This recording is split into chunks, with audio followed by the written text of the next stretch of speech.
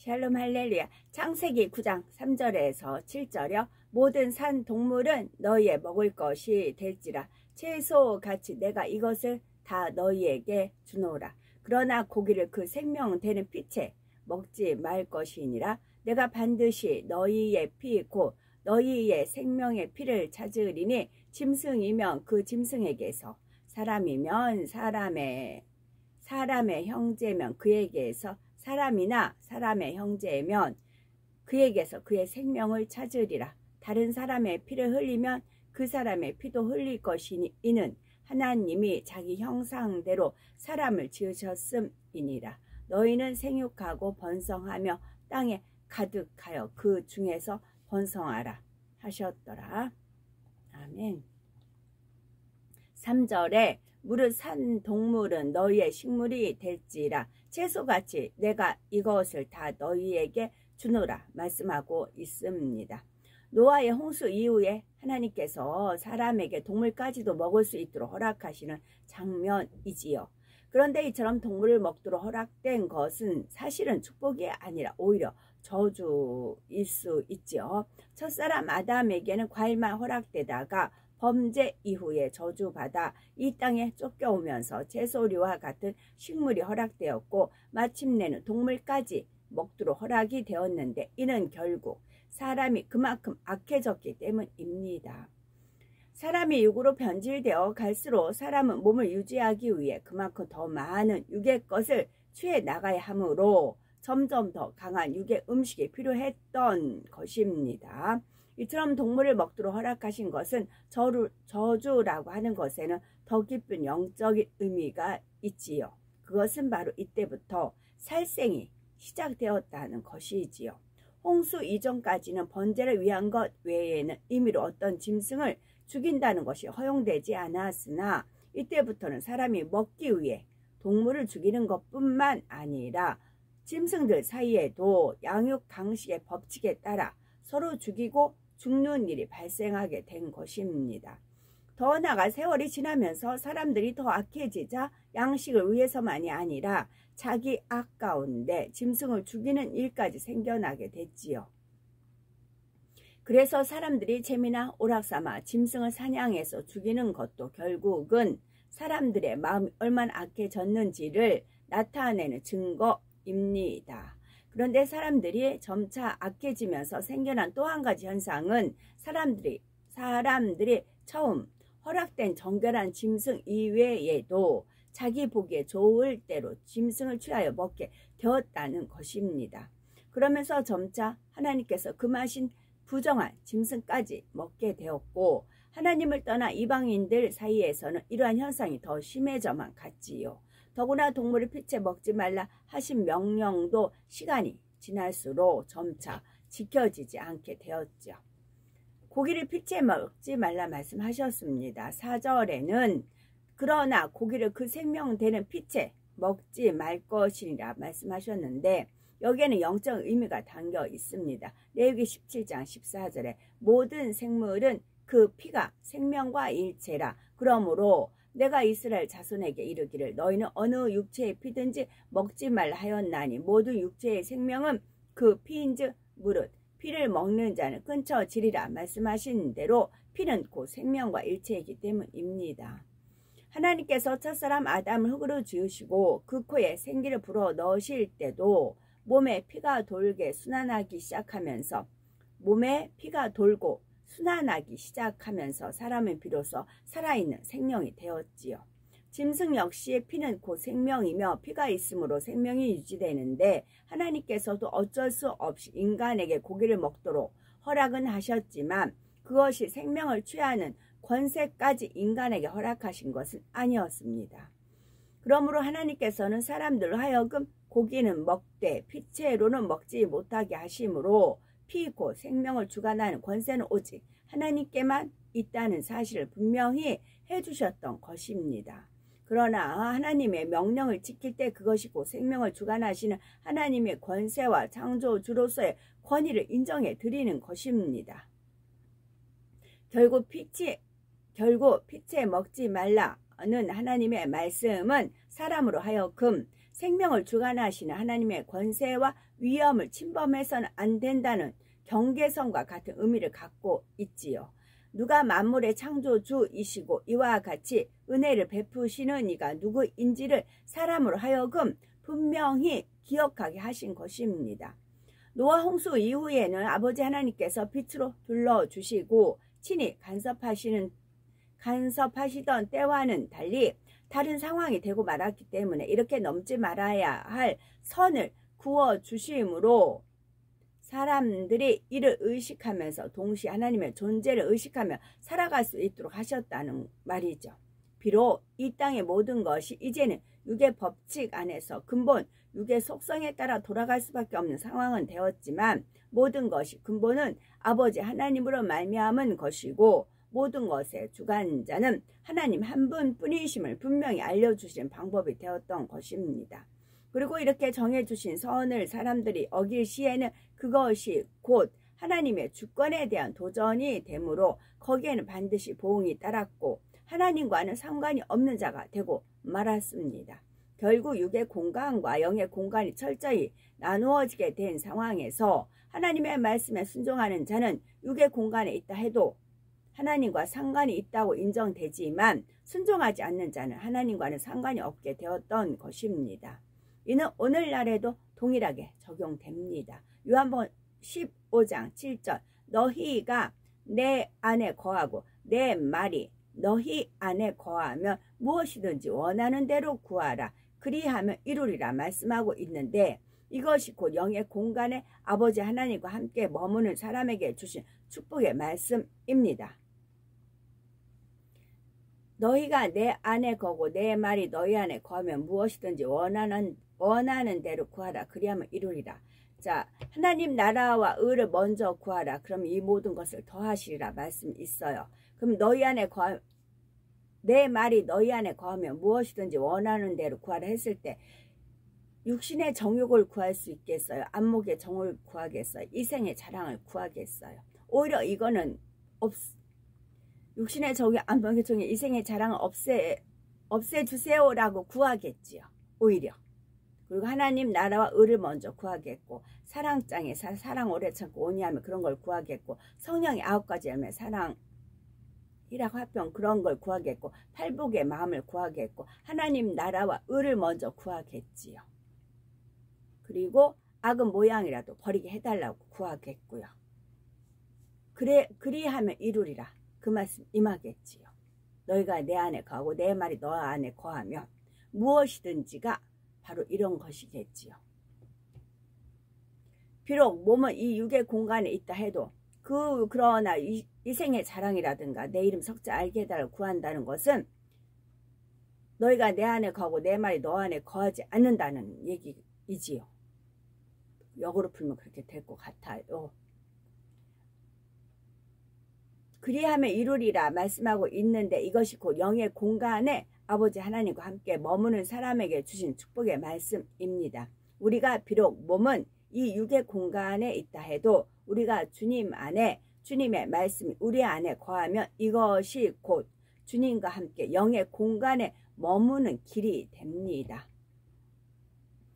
그리고 이때는 주님과 우리가 영의 공간 안에서 하나로 통해 있기 때문에 무엇이든지 마음에 품는 것조차도 곧 주님께 전달이 되어지지요. 주님의 응답도 바로 올 수가 있는 것입니다.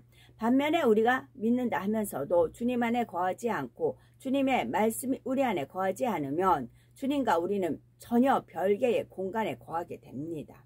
주님은 영의 공간에 계시는데 우리는 여전히 육의 공간에 거하게 되는 거지요. 그리고 영의 공간과 육의 공간은 서로 통할 수가 없기 때문에 결국 주님과 우리가 교통할 수가 없고 우리의 마음의 소원에 주님께서 응답해 주실 수도 없는 것입니다. 바로 노아의 홍수 이후부터는 완전히 육의 공간이 되어버린 이 세상 가운데서 오직 하나님의 말씀에 순종하는 사람만이 하나님께 속한 사람이 될 수가 있는 것이죠. 육체의 사랑과는 하나님께서 함께하고 싶으셔도 함께 하실 수가 없다는 사실입니다. 마치 물과 기름이 섞일 수 없듯이 물과 기름 섞여지지가 않아요. 육의 공간에 있는 사람과 영의 공간에 계신 하나님과는 통할 수가 없기 때문입니다. 노아 홍수 이후에 하나님께서 산 동물을 식물로 허락해 주실 때 선한 마음을 가진 사람은 그 양심에서 피째 먹는 것이 용납되지 않았습니다. 로마서 2장 14절 15절에 율법 없는 이방인이 본성으로 율법의 일을 행할 때는 이 사람은 율법이 없어도 자기가 자기에게 율법이 되나니 이런 이들은 그 양심이 증거가 되어 그 생각들이 서로 송사하며 혹은 변명하여 그 마음에 새긴 율법의 행위를 나타내느니라 말씀하신 대로 양심이 선한 사람은 하나님의 율법이 없어도 그의 양심이 스스로의 율법의 행위를 나타낼 수 있는 기준이 되기 때문입니다. 그러나 사람들의 마음이 점점 악해지게 되니 하나님께서 피째 먹지 말라 명하셨음에도 차츰 시간이 지나면서 어기게 되었고 처음 정해주신 정결한 짐승의 범위를 넘어서게 되자 하나님께서는 이스라엘이라는 한 나라의 기틀을 마련하면서 구체적인 율법의 틀을 제정해 주셨습니다. 이러한 틀을 벗어났을 때에는 반드시 보응을 받도록 율법을 정하셨으므로 5절 6절에 내가 반드시 너희 피 곧 너희 생명의 피를 찾으리니 짐승이면 그 짐승에게서 사람이나 사람의 형제면 그에게서 그의 생명을 찾으리라. 무릇 사람의 피를 흘리면 사람이 그 피를 흘릴 것이니 이는 하나님이 자기 형상대로 사람을 지었음이니라 말씀하고 있지요. 여기서 피를 흘린다는 말씀은 생명의 주관자이신 하나님께서 정하신 일정한 선을 넘는다는 의미입니다. 쉽게 말해 하나님의 말씀을 어기는 것이지요. 피채 먹지 말라 하셨는데 피채 먹는다거나 양식을 위한 것이 아닌 목적으로 살생하는 것 또한 사람과 사람 간에 서로 해치거나 죽이는 것 등 모든 것들이 하나님께서 정해 놓으신 선을 넘어 하나님의 말씀을 어기는 행동입니다. 이렇게 하나님의 말씀을 어겼을 때는 거기에 대한 보응이 따르게 되는데 짐승에게 행한 것은 짐승으로 사람에게 행한 것은 사람으로 보응을 받게 하셨지요. 여기에는 곧 행한 대로 갚아주신다는 하나님의 공의가 담겨 있습니다. 그런데 행한 대로 갚아주신다는 공의의 법칙에 대해 보다 세밀하고 구체적인 규정들이 바로 출애굽기에 기록된 율례들을 통해 선포되었죠. 율례란 십계명에 대한 구체적인 적용 규례로서 출애굽기 21장 12절에서 14절에는 사람을 쳐 죽인 자는 반드시 죽일 것이나 만일 사람이 계획함이 아니라 나 하나님이 사람을 그 손에 붙임이면 내가 위하여 한 곳을 정하리니 그 사람이 그리로 도망할 것이며 사람이 그 이웃을 침짓 모살하였으면 너는 그를 그 단에서라도 잡아내려 죽일지니라 했습니다. 하나님의 형상대로 창조된 인간을 살해하는 것은 하나님의 주권 아래에 있는 생명을 임의로 빼앗는 죄이기 때문에 그 결과는 반드시 죽음으로 갚아야 했지요. 다만 실수로 인한 살인에 대해서는 하나님의 궁율 가운데 자신의 생명을 보전할 수 있도록 예외적인 규정을 허락해 주셨습니다. 또 이스라엘 성읍들 중에 특별히 도피를 위한 성읍들을 따로 구분하고 실수로 살인한 것이 인정되는 사람은 도피성 안에 거함으로써 생명을 유지할 수 있었던 것입니다. 이를 통해 우리는 하나님께서는 살인에 대해서는 사형이라고 하는 엄격한 대가를 치르게 하셔서 하나님의 형상대로 지음받은 사람을 죽임으로 하나님의 주권에 도전하는 행위를 예방하신다는 사실과 동시에 하나님께서는 살인의 행위만을 보시는 것이 아니라 살인하는 사람의 마음을 더 중요하게 보신다는 사실을 알 수가 있는 것이죠. 이는 오늘날도 마찬가지입니다. 사람이 온전해지기 전까지는 늘 실수가 나올 수 있기 때문에 하나님께서는 똑같은 비진리의 모습 속에서도 각 사람의 마음을 살피신다는 것이죠. 이것이 정말 악한 마음에서 나온 것인지 아니면 단순히 진리를 알지 못해 실수로 그랬는지 또는 진리대로 행하려고는 했지만 마음에 의도한 것과는 다르게 나온 것인지 등을 살피시지요. 그래서 똑같은 비진리의 모습에 대해서라도 하나님께서 허락하시는 보응은 다를 수가 있는 것입니다. 율법을 주신 목적 자체가 사람을 힘들게 하고 벌 주기 위함이 아니요 진리 안에 살게 하기 위함이기 때문에 하나님의 공의는 각 사람의 형편과 마음 중심까지도 살피시는 가운데 정확하게 적용이 되지요. 율법을 주신 목적 자체가 사람을 힘들게 하고 벌 주기 위함이 아니요, 진리 안에 살게 하기 위함이기 때문에 하나님의 공의는 각 사람의 형편과 마음 중심까지도 살피시는 가운데 정확하게 적용이 됩니다. 눈은 눈으로 이는 이라고 그러죠. 구약시대의 율법을 보면 사랑의 하나님과는 좀 어울리지 않을 듯한 내용이 나옵니다. 출애굽기 21장 23절에서 25절에 보면 그러나 다른 해가 있으면 갚되 생명은 생명으로, 눈은 눈으로, 이는 이로, 손은 손으로, 발은 발로, 데운 것은 데움으로, 상하게 할 것은 상함으로, 때린 것은 때림으로 갚을지니라 했습니다. 이는 동해 보복법이라고 하는데 쉽게 설명하자면 사람이 어떤 해를 있게 되었을 때 거기에 대한 동일한 해로서 상대에게 갚는다는 뜻입니다. 이는 사람이 악을 행하면 보응을 받아야 한다는 공의의 법칙이기도 하지요. 그러나 이 법에 담긴 더 깊은 하나님의 마음은 바로 사랑임을 알아야 합니다. 눈은 눈으로라는 내용만 보면 마치 악을 악으로 갚는 것 같지만 실상 우리가 세상 사람들을 한번 보면 남이 나에게 해를 하나 주었으면 그것을 2개, 3개 그 이상으로 갚고자 하며 악으로 치닫고 있는 것이 현실입니다. 눈을 눈으로만 갚는 것이 아니라 더 큰 것으로 보복하려는 마음이지요. 그러니 이러한 악의 세대 가운데서 눈은 눈으로 갚으라는 말씀은 오히려 받은 해 이상으로 보복하는 것을 금지케 하려는 의미가 담겨 있는 것입니다. 보복을 최대한 억제하고 복수의 남용을 막는 효과가 있는 것이죠. 설령 성령 시대가 아닌 구약 시대에는 자신의 마음을 다스릴 수 없기에 자칫 보복의 악순환으로 치달을 수가 있지만 동해 보복법이라는 율법의 틀 안에 묶어 놓으심으로 그나마 더 이상의 악을 막을 수가 있었던 것입니다. 사랑의 하나님께서 왜 이런 무서운 법을 사람들에게 주셨는가라고 생각하기 이전에 왜 하나님께서 이런 법까지 만들어 주실 수밖에 없으셨는가를 생각해 본다면 악으로 관영한 세상 가운데서도 어찌하든 영혼을 보호하시고 지키시려는 아버지 하나님의 사랑을 느낄 수가 있지요. 이러한 사랑을 느낀다면 결코 하나님의 말씀을 가볍게 여기거나 스쳐 지나가지 못합니다.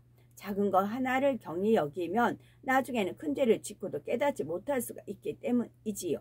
그래서 히브리서 12장 5절 또 아들들에게 권하는 것 같이 너희에게 권면하신 말씀을 잊었도다. 일러스되 내 아들아 주의 징계하심을 경히 여기지 말며 그에게 꾸지람을 받을 때에 낙심하지 말라 권면하시는 것입니다. 7절에 너희는 생육하고 번성하며 땅에 편만하여 그 중에서 번성하라 말씀합니다. 아버지 하나님께서 이 땅에 인간을 경작하시는 목적은 참 자녀를 얻으시기 위한 것인데 인간 경작을 시작하시니 인간 악으로 인해 마음 아파하시며 땅 위에 사람 지으셨음을 한탄하실 정도였지만 홍수 이후 새롭게 시작된 인간 경작을 보시면서 다시 한번 참 자녀를 얻기 위한 기대와 소망을 갖게 되었죠. 다시금 인간이 이 땅에 생육하고 번성해 가면 인간들 결국 악으로 치닫게 되고 그러시면 또 마음 아파하실 것을 아시면서도 그 중에 나와질 참 자녀를 기대하시기에 또 한 번 인간에게 땅에 편만하라 하시며 복을 주고 계신 것입니다. 농부가 한 해의 수확이 부진하다고 해서 다음 해에 농사를 포기하는 것이 아니라 또다시 희망과 포부를 가지고 농사를 짓는 것처럼 아버지 하나님께서도 새로운 인간 경작을 통해 기쁨과 영광이 되기를 바라시는 마음으로 인간들에게 축복의 말씀을 주고 계신 것이지요. 그리고 사람들은 이 말씀에 순종하여 빠른 속도로 전 세계를 향해 퍼져나갔습니다. 사람과 짐승들이 어떻게 해서 전 세계에 퍼져나갈 수 있었는지 말씀드렸었고요. 피 곧 생명일 뿐만이 아니라 피 안에는 각각의 성질과 속성까지도 담겨 있습니다. 그래서 사람의 피가 다르고 짐승의 피가 다르며 어떤 피를 가지고 있느냐에 따라 각각의 속성과 성질이 달라지는 것입니다. 이처럼 피는 각 사람의 성질이나 속성까지도 결정하는 매우 중요한 요소이지만 세상의 이론이 다 맞는 것도 아니고 맞는다 해도 어디까지나 육의 법칙에 해당하지요.